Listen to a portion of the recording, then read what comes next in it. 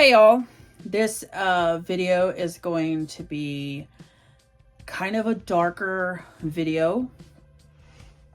This video is going to have a lot of things that might trigger someone. So just want to put that out there.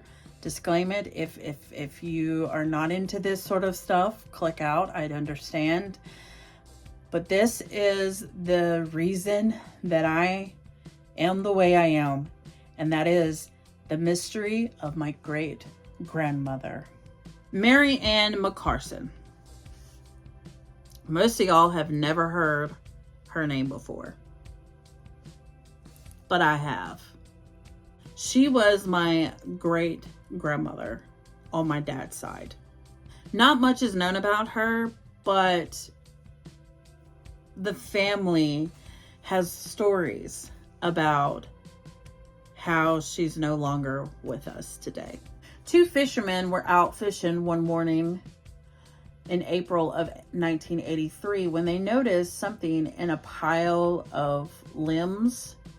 And at first they didn't obviously pay much attention to it, but as they were looking, they noticed that what was entangled in all the limbs and the leaves and the tree branches and all of that was a body. And when they realized it, they immediately called the police. And then that was when the police discovered that it was my great grandmother, Mary Ann Honeycutt McCarson. Before Mary was ever a McCarson, she was a Honeycutt. She was born on March 12th of 1912 to Nathaniel Nat Honeycutt and Harriet Hattie Miller Honeycutt.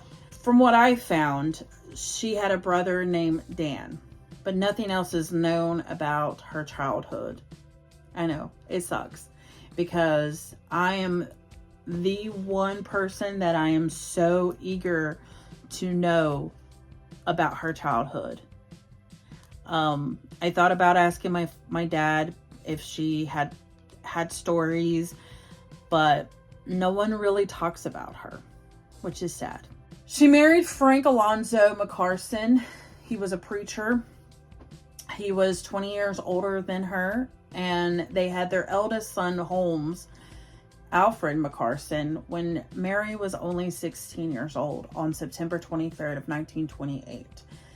After that, they would have 11 more kids, and my nanny, my grandmother, would be one of them.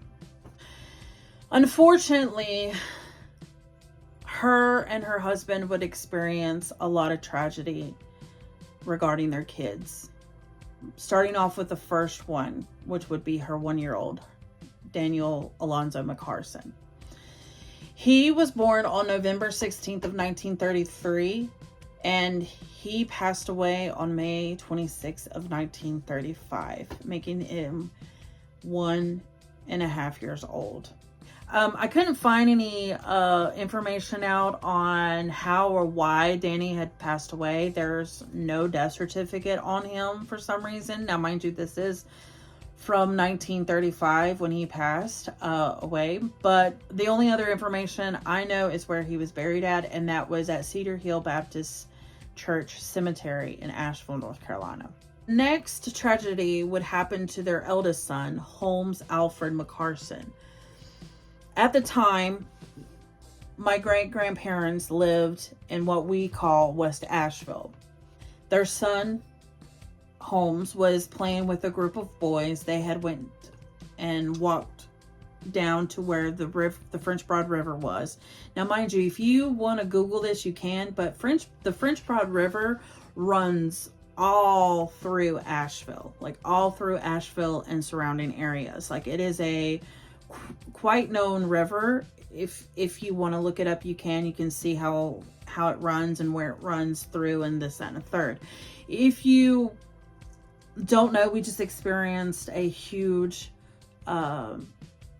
natural disaster 6 months ago where that French Broad River overflowed. You can pretty much see it in videos on TikTok, just from the recent hurricane events back in September of 2024. So I just thought if you wanted to go Google how this river is and where it runs through and stuff and where it's located and all this stuff, feel free to. I'm just giving you basic facts about what is happening with, in my great grandmother's life prior to the mystery of why she's no longer with us.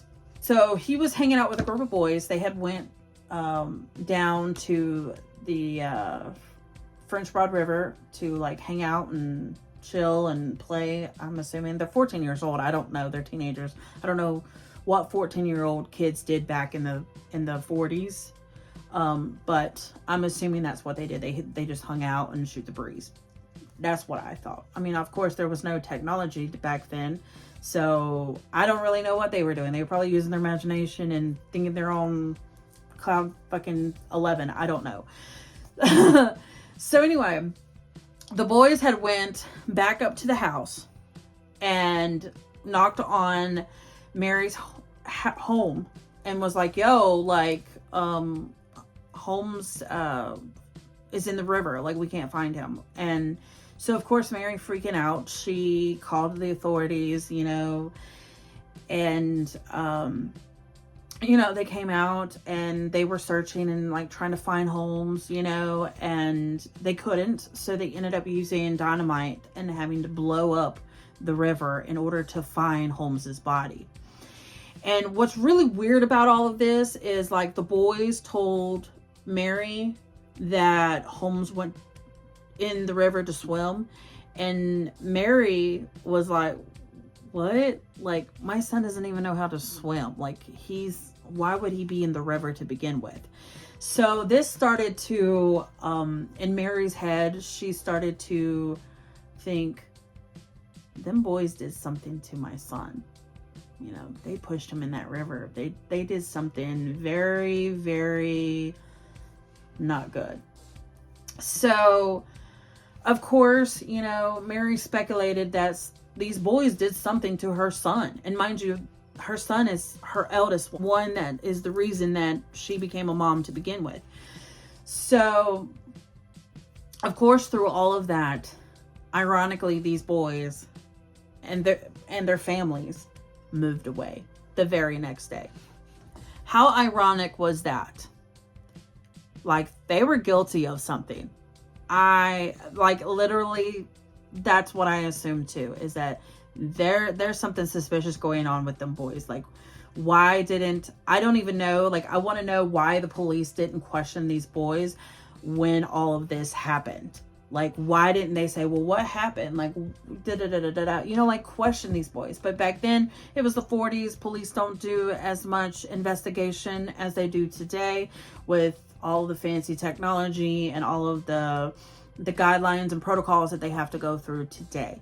So I don't know why the police didn't question these boys on why Holmes ended up in the river to begin with. It just floors me that they didn't.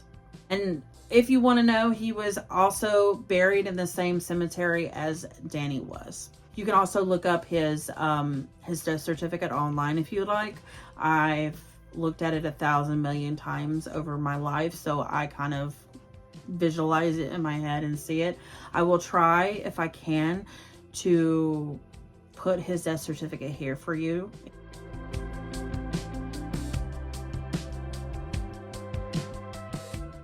Also, what's really crazy about his death certificate is that on there it says accidental drowning. So Mary would have another son named Jackie McCarson. He was born on March 17th of 1945. Now, Mary, she was very distraught about what had happened to her eldest son, Holmes.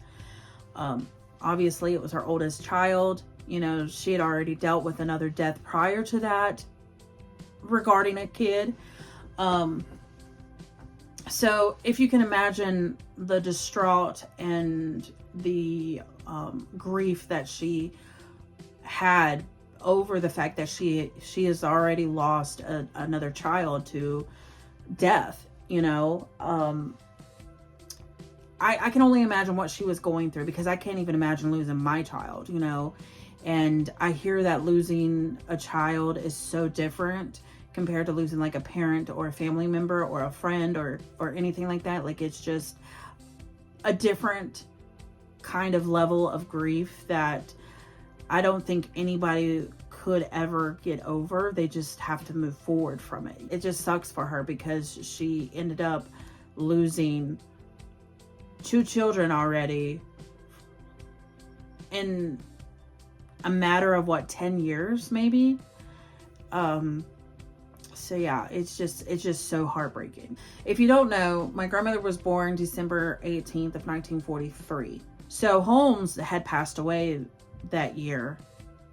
And in my math head, I was adding up when my grandmother was born to the incident when Holmes died. And I do believe, if I'm not mistaken, my great-grandmother was pregnant with my grandmother during that time when Holmes passed away. She ends up having my grandmother at the end of that year. And then almost 2 years later, she ends up having Jackie. And so, of course, with Mary being so heartbroken and so upset about the fact that she lost her child to this tragic event, she ended up sending the kids, the younger kids, to their aunt's house up in Virginia, I believe it was, from what my grandmother told me. And my grandmother, this is all based off of my grandmother now, this little story here. She said that her aunt's house was very, very, very, very cold.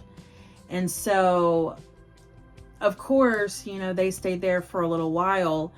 And then next thing you know, Mary sends for the kids to come back.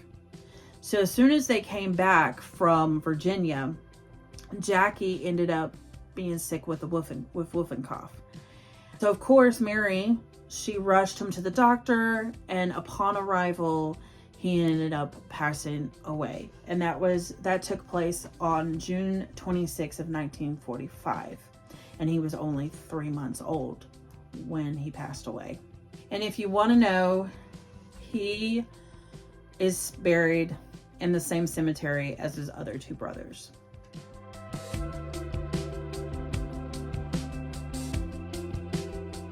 So looking back on all of these tragedies, I just can't wrap my brain around it. Losing 3 kids before they turn 18.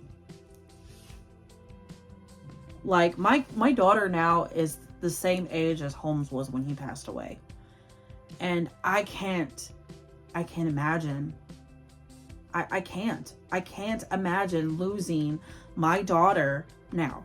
Me and my daughter were like best friends. Like, we're so close to one another. Like, I love her so much. Like, she's my ride or die. Like, I would take a bullet for that little girl. Like, I can't fathom. I can't wrap my brain around it. Like, I've heard of people losing their children all the time, you know, and I've met people, you know, that are in my life daily that have. And I still can't wrap my head around, how do you deal with that? Like, how is a person supposed to move on from that and deal with that? Because I can't. I would end up ending my life, because my whole life is gone now. You know what I'm saying? Like, I can't really wrap my brain around it. So this next part, we're going to talk a bit about her husband, Alonzo, which everybody called him Lon. And I'm going to talk about how he treated Mary. First off, I want to say that this is just from stories that I have heard through the family when they would tell me about things about my great-grandparents. And also, this is just what I've read and researched about them both. I've never met my great-grandfather. I've never met my great-grandmother, because they both passed away before I was ever born.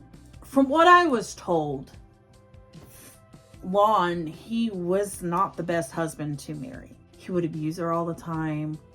He would accuse her of cheating on him with all the men in the church. He probably did a lot of mental abuse to her. He probably treated her like she was dirt. And he probably manipulated and lied to her and do all kinds of shit. Because the ironic thing about it is, and I always say this, is that if somebody is accusing you of cheating, they're probably the one cheating. And that was true in this situation. He was cheating, even though he was accusing her of cheating on him with all the men in the church. Mary, let me tell you this. I don't know why she decided then to do this, but Mary had told Lon that as soon as my grandmother, my nanny, Edna, turned 5, that she was going to leave him.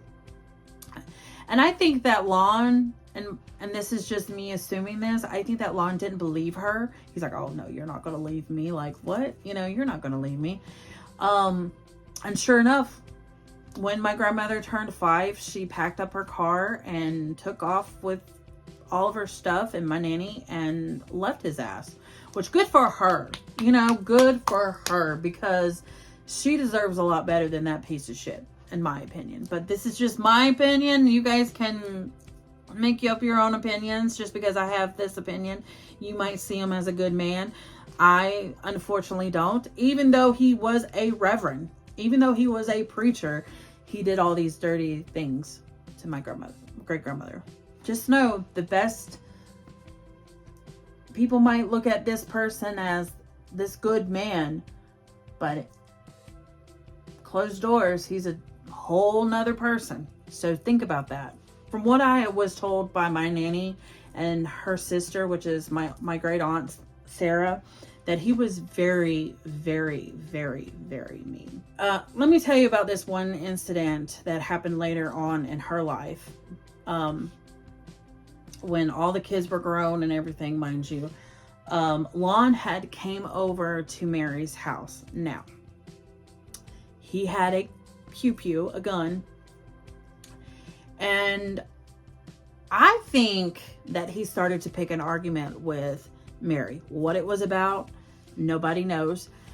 But, of course, when arguments start, they get louder and louder and more chaotic and more chaotic. And sometimes they end up physical, which I don't know if it went to that point because I was never told if it did or if it didn't.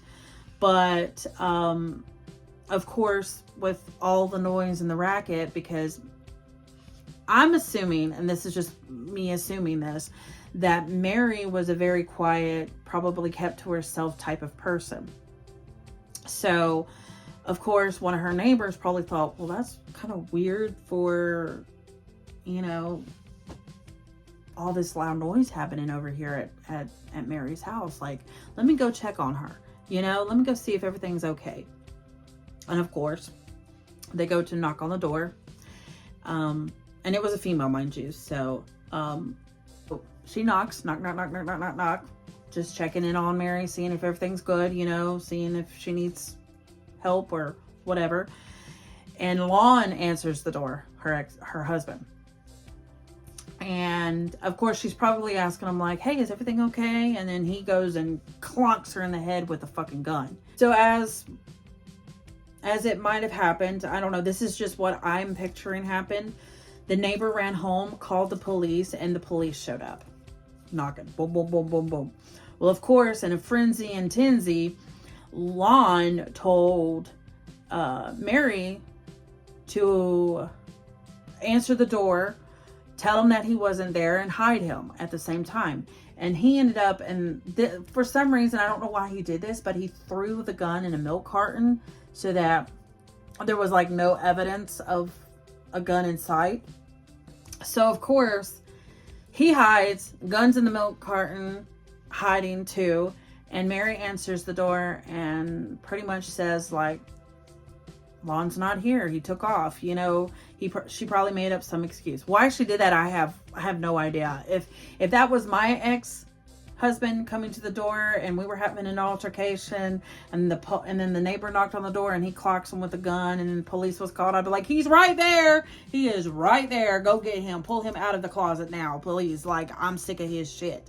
Like, that would be me, like, dead ass. But also, I wouldn't be answering the door and allowing my ex-husband to come in. I wouldn't even be in contact with him at this point. You know what I'm saying? Like, I'm just not. That's just not who I am.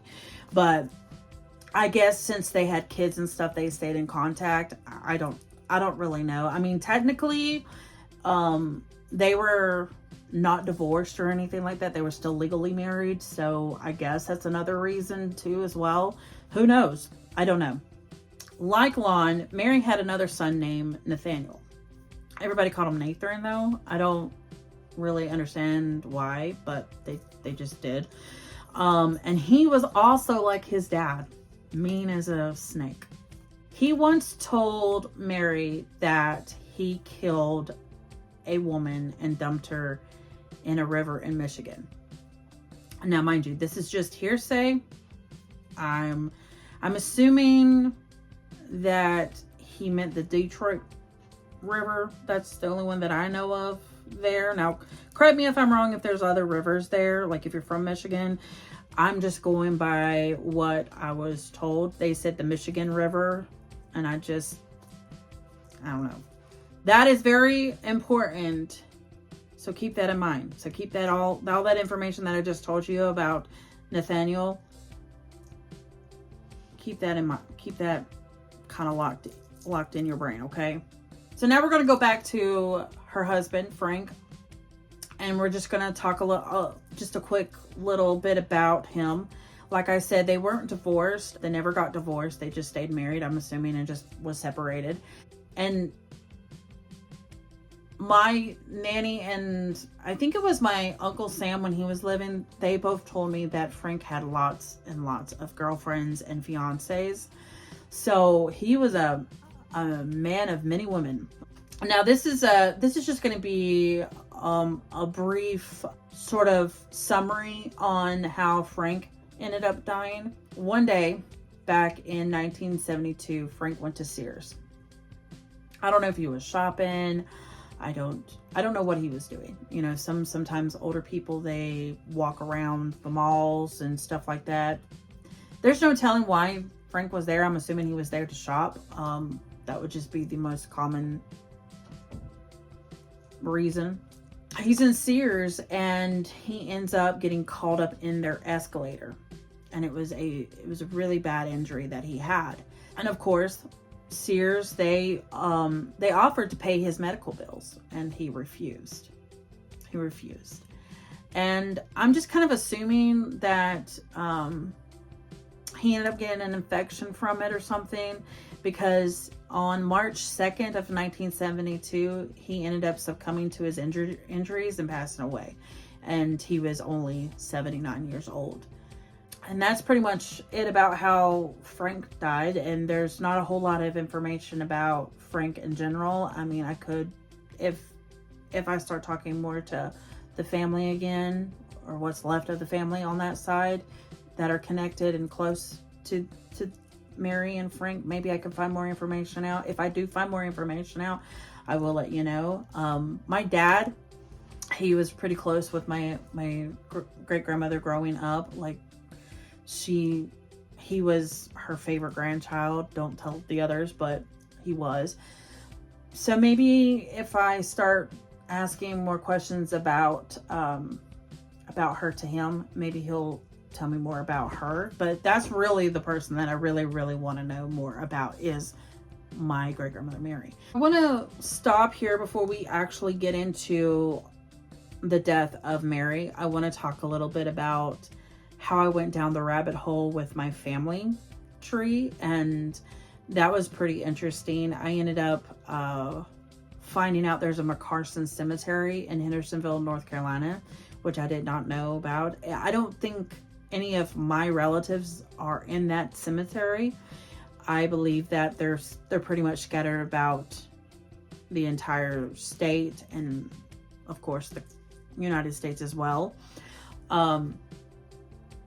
But it was just, there was a lot of information that I found out that was so interesting.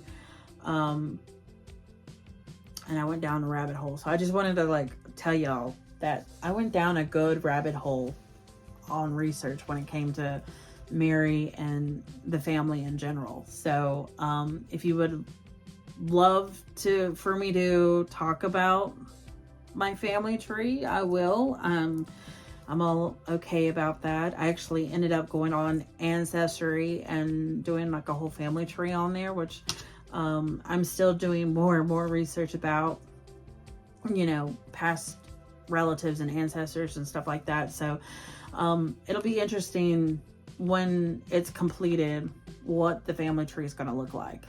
I'm just going to put it that way. Let's get down and dirty. Let's get down to the death of Mary and why it was a mystery.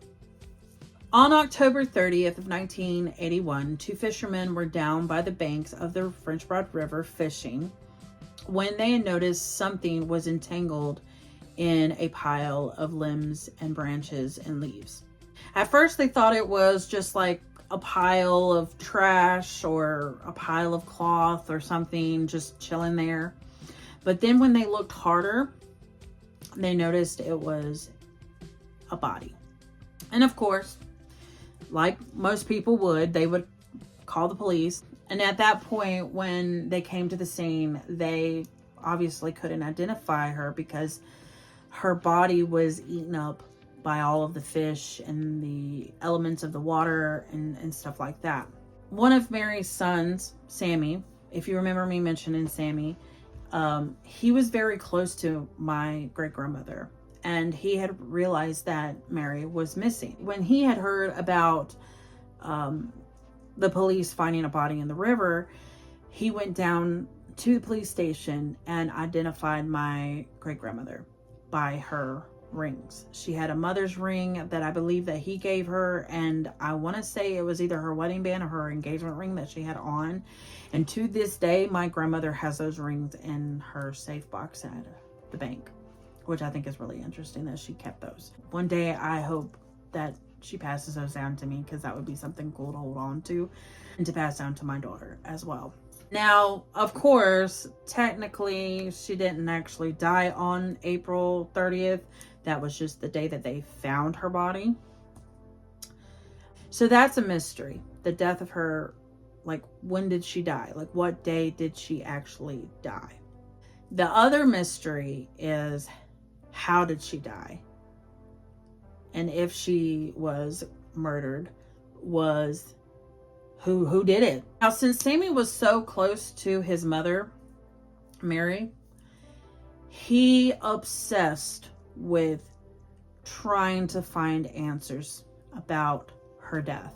He would be out there at the police station every week asking, is there any more information about her? What's going on? Have you found a suspect? What's up? Like, I need to know. We need answers. And he went, I mean, this went on for months and months and months. Like, my Uncle Sam obsessed at finding answers about how Mary ended up in the river to begin with. This is really, really fucked up, guys. Now, this part. So the police, they were so sick of seeing Sam in there every week asking the same questions over and over and over and over again, to the point that they closed the case and they put down that it was an accidental death, which of course we all know it couldn't be accidental. Seriously, like, come on now. Like, I don't think it was accidental. That is the least reason in my head. Like, that doesn't even pop up that it's an accident, because it's not an accident. How in the heck did her body wind up in the river to begin with? Now, mind you, if I'm not mistaken, I believe that she lived in West Asheville still up until her death. That's what I think. I need to go ask my family, like, hey, where did she live at the time of her death? But I'm assuming, I'm thinking that she still lived in West Asheville, because, like, That's where pretty much every one of my family lived at that point. And also when they left the family, they ended up living there. Like when my nanny and my papa had gotten married, they lived in a house in West Asheville. Like my uncle Joe, when he died, he lived in West Asheville. Like we have connections to the west side of Asheville. And all of this happened with the police closing the case and all of that. It was just very heartbreaking to Sammy. It was so heartbreaking for him to the point where he ended up moving to Chicago and lived there for over 2 decades up until he got sick, and then we moved him back down to Asheville, where he stayed in Asheville up until he passed away. And he passed away in 2013, and he is actually buried in the same cemetery as my papa. So not where his brothers were buried or anything like that. He was buried near where my papa is at, in the same cemetery, of course. I think the name of the cemetery is called Skyview Memorial Park, if I'm not mistaken, and it's in Swannanoa, North Carolina, if you want to know where it's at exactly. So now we're going to get into what I think, what everybody else thinks. So you remember me telling you about Nathan, right? You remember when I said, make sure you embed that in your brain for later? This is that part where you need to pull that information back out of your head and realize this. Okay, there's a lot of assumptions with Nathan killing his mom. One thing is how we know that Nathan killed somebody and dumped them in the Detroit River is because he confessed that to his mother, Mary. Now, he was more in detail about it. He said it was a woman and he dumped her in the Detroit River. Now, whether or not they had found that woman yet or not, I have no idea. I don't know how you would look that up and connect the dots, but that's just what he confessed to his mom. So now that you have that information, that he confessed, hey, I killed a woman and dumped her in the Michigan River, and he confessed it to Mary, and now that she knows, do you think that the reason that she was ironically found in the French Broad River is for the fact that he told her and now she knows, and maybe she threatened to call the police or something? This is another thing that I remember being told. Actually, this was told to me by my Uncle Joe, who's no longer living too. He actually passed away in 2009.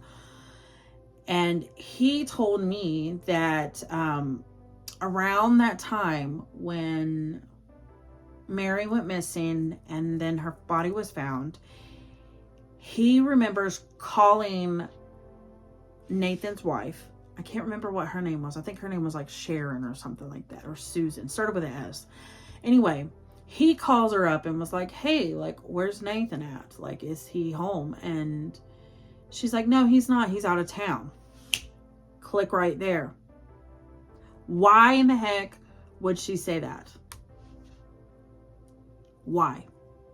So, of course, with my Uncle Joe, he is linking up all of these different little things onto the chain and trying to make it into a whole bracelet and figuring this shit out. So he asked her, he's like, well, where did he go? And she said, Asheville. And at that point, my uncle just went and hung up the phone on her. He didn't want her to know more information on why he was calling. Ironically, Nathan is in Asheville at the time. Now, mind you, Nathan was living in Michigan at the time, in Detroit. So Nathan lived in Detroit, Michigan at the time, but why in the heck was he coming back to Asheville for?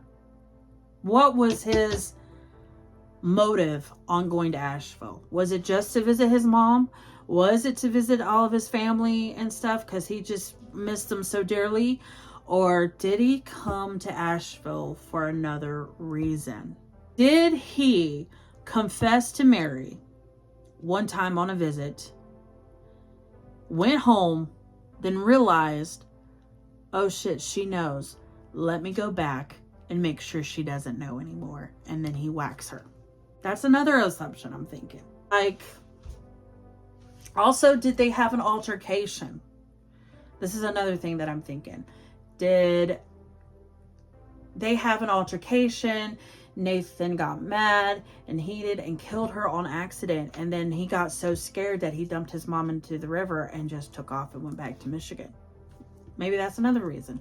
Who knows? So I'm going to break it down. I'm going to break it down to two assumptions I have. So, first one is this.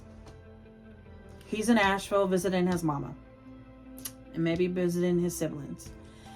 And maybe he slipped about the fact that he killed somebody in Michigan.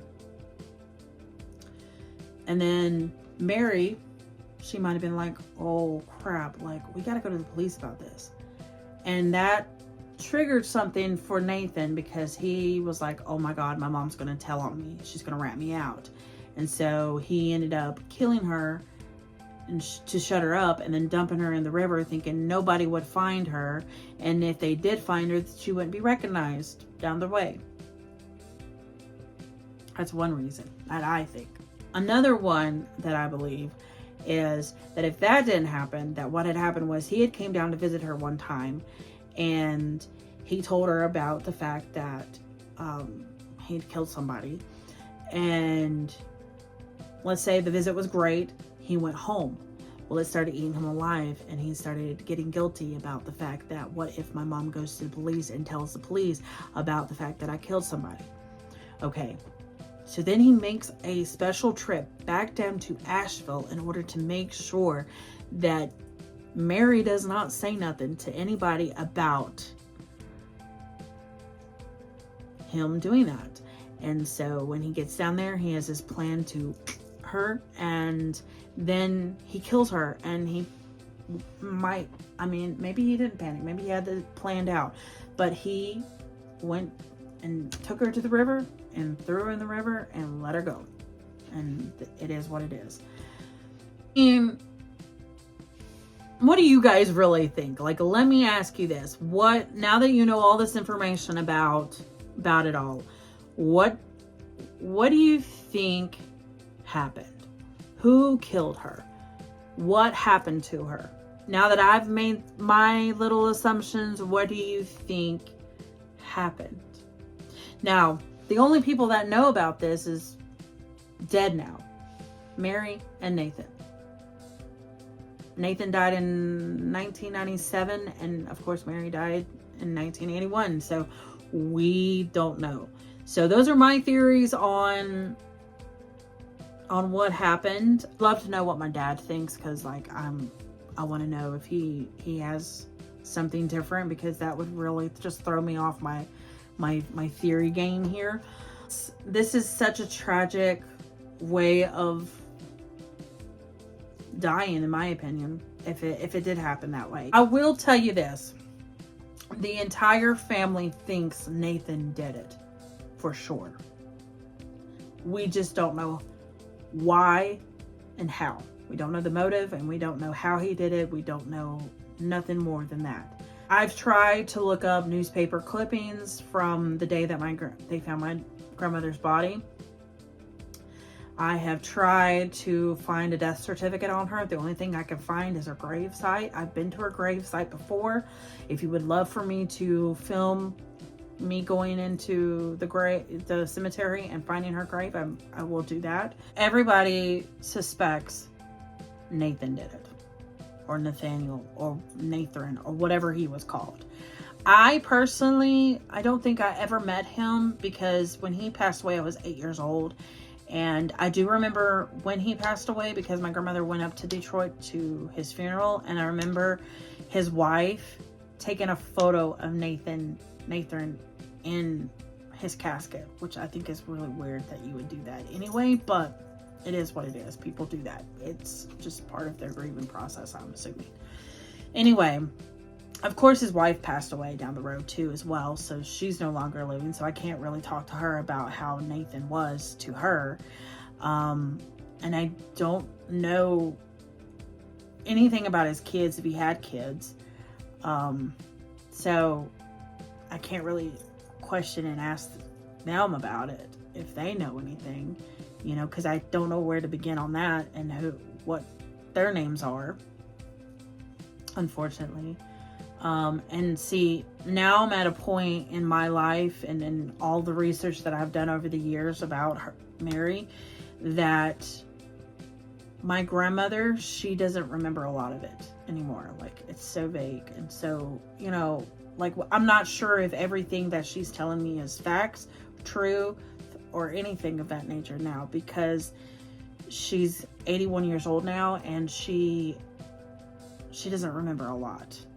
She doesn't even remember me telling her 5 minutes that I'm in the door, or remembers, you know, me telling her that I have a male dog, even. And of course, my aunt, who is older than her, is going down that same route as well, unfortunately. And the only person that I could probably ask is my dad. And the only reason I would ask him is because he was close to Mary, which would have been his grandmother, my great-grandmother. And if I do ask him and he tells me all kinds of information and stuff, I will update you. But I haven't had an opportunity to ask him about that. So bear with me. There might be a part 2. There might be an update on information that I collect over the time. If you find any information out, or if you find a newspaper article, clipping, or anything like that, please, please, please send it to me, or tell me what you find, or send me the link to go on, because I want to know as much information as possible about my great-grandmother, because especially when it comes down to the mystery, because this has been a mystery in my family for over 40 years now. Thanks for being interested in this with me. This actually was one of the reasons I got into true crime, and one of the reasons why I get into the darker side of life. So if there's any information that I find out that's new, I will update you guys in another later on video if you'd like. I'm going to try to see what my dad remembers, since he was so close to my great-grandmother, and see what kind of stories was told from her to him. If you guys do your own research about her name was Mary Ann Honeycutt McCarson, and you find newspaper article clippings, or if you find any kind of information out that I don't have, please send me a link, send me the information, screenshot it to me, whatever you have to do in order to get in contact with me about it, because I would so love to have all of that information and learn more about this case. I have been so obsessed with this case since I was told it when I was little, and to this day, and I'm 36 years old now, I am still obsessed with it, and I still want more information, and I still want to learn more about it if it's possible. Like I said, I'll update you if I have any information, and then I'll update everybody else if everybody else gives me information. I will give you as many updates as possible about this case if you want to know more about it. Anyway, I hope that you like this video. I hope that you learning more about me and my family, you got closer to me with that. I do appreciate you guys watching. If you would love to see more true crime stuff, let me know. So thanks for watching. I hope that you enjoyed this video. If you did, give it a thumbs up. If you do have any information on Mary Ann Honeycutt McCarson, please, please, please send a link.